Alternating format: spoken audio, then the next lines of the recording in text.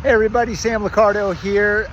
Just walked outside of the Capitol. It's about 10:30 at night here in Washington. You can see a beautiful Library of Congress there in the background, and here's the Capitol here behind me.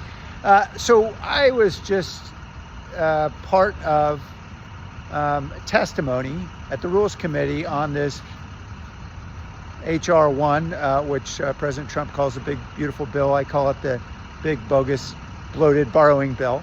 And I'll tell you why in just a moment. So we were testifying about amendments that we were offering. I offered 4 amendments to the budget bill. Many of my colleagues offered many other amendments as well. They're still in there debating those amendments as we speak. I expect they will all get shot down as they have been repeatedly. We hope that someday Republicans and Democrats will actually sit down and negotiate over this bill, but we've got the process we have. And what I spoke about really is about something that's not really being spoken much of. Certainly we've heard a lot about Medicaid cuts, as we should, and cuts to Pell Grants and student aid, and to basic nutrition programs to provide school lunches and nutrition assistance to seniors, many others. But what we haven't really talked much about is debt, and what this bill really does to the extraordinary national debt we already have, which is now more than $36 trillion. This bill, according to the nonpartisan Committee on Budgetary Responsibility, as well as other nonpartisan organizations like the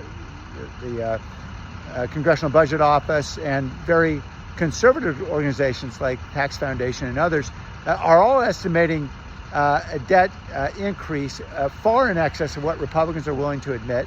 The best estimate we have, the most reliable, is the CBO. That debt would be about $3.3 trillion of accelerated debt. That is the additional debt that is being imposed on future generations over the next decade as a result of this bill, in addition to all the ordinary deficits and debt that we'd typically be incurring without this bill. So, and another $3.3 trillion over 10 years. Now, if you add to that the cost of interest, that number then increases to $3.9 trillion of additional debt. And if you consider that many of these provisions that are being voted on are temporary provisions, because that's kind of an old gimmick that Congress likes to use to make things look like they cost less.